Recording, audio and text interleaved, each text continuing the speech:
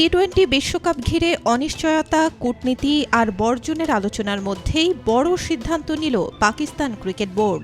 বিশ্বকাপে অংশ নেবে কিনা এই প্রশ্ন যখন ঘুরছে চারদিকে, ঠিক তখনই 15 সদস্যের দল ঘোষণা করল পিসিবি। রোববার লাহোরে এক সংবাদ সম্মেলনে দল ঘোষণা করেন নির্বাচন আকিব জাভেদ। তার সঙ্গে ছিলেন অধিনায়ক সালমান আগা ও কোচ মাইক হেসন।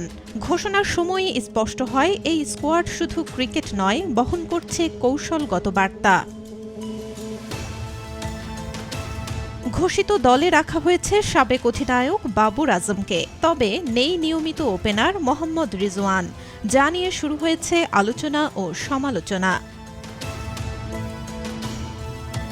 এই দল ঘোষণার পেছনে রয়েছে বড় প্রেক্ষাপট।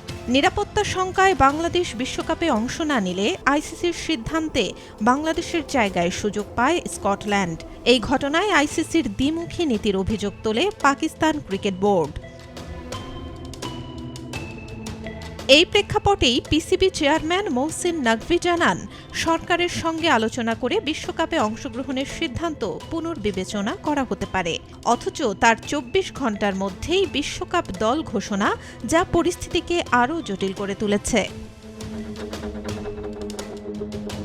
ঘোষিত 15 সদস্যের পাকিস্তান বিশ্বকাপ স্কোয়াডে অধিনায়ক হিসেবে আছেন সালমান আগা।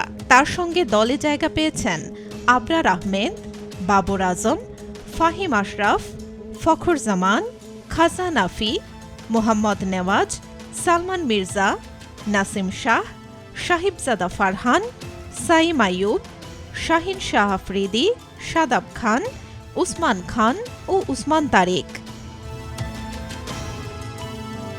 এই দলে প্রথমবারের মতো বিশ্বকাপে ডাক পেয়েছেন সালমান আগা, ফাহিম আশরাফ, খাজা নাফি, সালমান মির্জা, সাহিবজাদা ফারহান ও উসমান তারিক, যাদের ঘিরেই ভবিষ্যতের পরিকল্পনা সাজাচ্ছে Pakistan.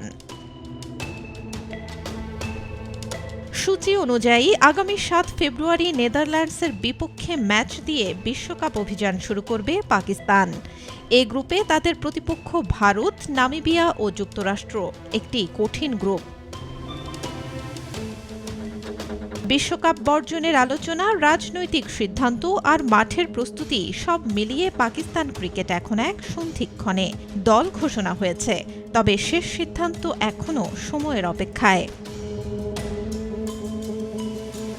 Desk report, B news 24।